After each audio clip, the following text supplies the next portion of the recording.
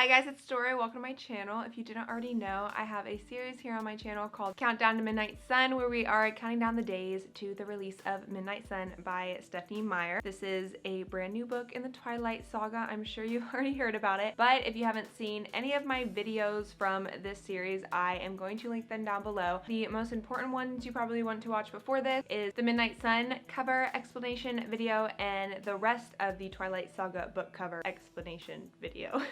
Or if you don't want to, you don't have to, but I feel like you're going to be missing some vital information if you don't. So again, I'll have those linked down below. I'm also doing Twilight live streams. We have 2 more left. We have one last trivia live stream on August 1st. And then on August 4th, that is the release day live stream where we're basically just coming together to talk about Midnight Sun and Twilight. And there might be a couple giveaways in that one too.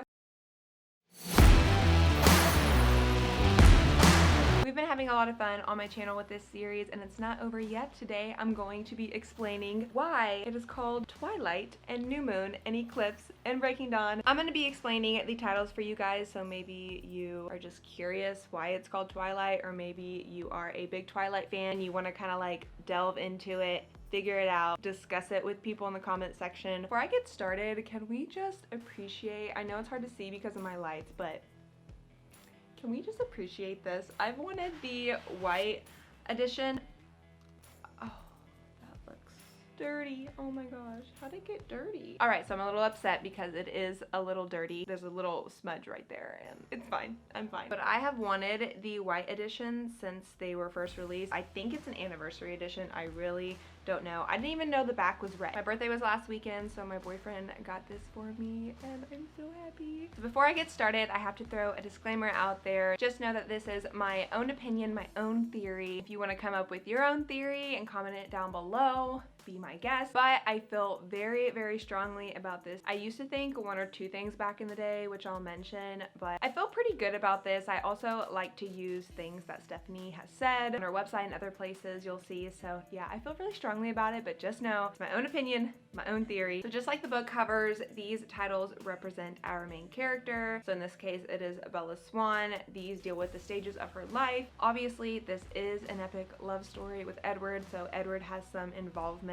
as you will see in a minute. But just know that the titles deal with the stages of Bella's life. The overall theme, if you didn't know, is day versus night. I feel like that's pretty self-explanatory. You see Twilight, then Eclipse, then New Moon. It's always day versus night. Stephanie likes to do a lot of like opposites, this versus that. So think human versus vampire, before Edward versus after Edward, Edward versus Jacob. They all deal with choices that she has made, but there's always kind of 2 opposite sides, and they all reflect back into day versus night. So if you've watched my Midnight Sun video, you'll know that Bella is the midnight sun. So Edward is midnight, or a representation of nighttime. Bella is the sun. I want to mention that first because I feel like it kind of explains the rest of the titles for you. If you don't already understand the titles, then that is kind of your clue to everything else. The key to knowing what all the titles mean is to always realize what the pivotal point is in the plot. This is going to tell you what the title means. So in Twilight, for example, the pivotal point is Edward enters her life. This one is pretty self-explanatory, I feel like. It's essentially the twilight of her life, as Edward says. If you don't already know, twilight is when it is not fully day, it's not fully night. It's that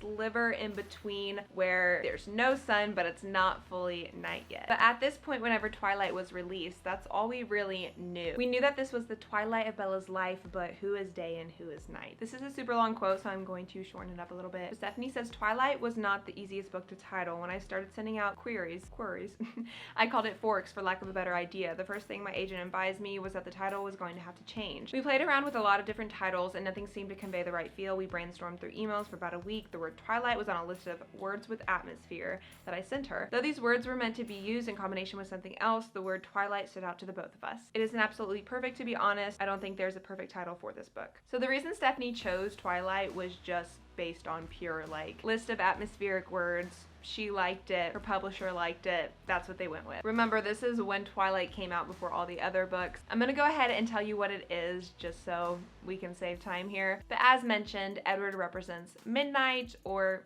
night in general.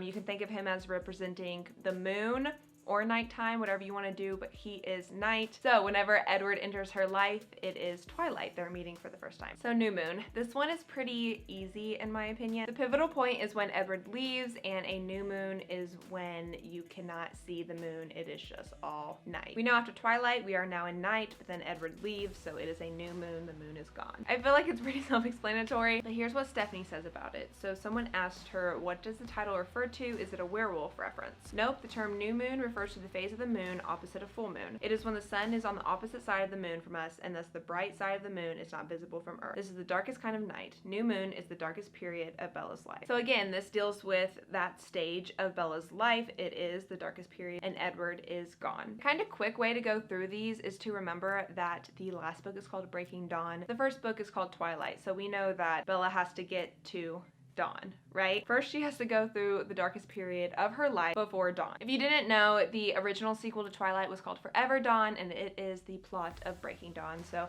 Stephanie wrote Twilight and then Breaking Dawn, and then they added 2 more books in there. So obviously she changed a bunch of stuff, but the original sequel was Breaking Dawn, and it was called Forever Dawn. So Twilight is whenever Edward enters her life, and then Breaking Dawn is whenever she is breaking dawn. She's getting to what she was always meant to be. I feel like I'm not explaining this very well, but the whole character arc of Bella Swan is that she's always meant to be a vampire. She's destined to be a vampire, and these are what she goes through to become that. And Forever Dawn is like when she's eternally happy.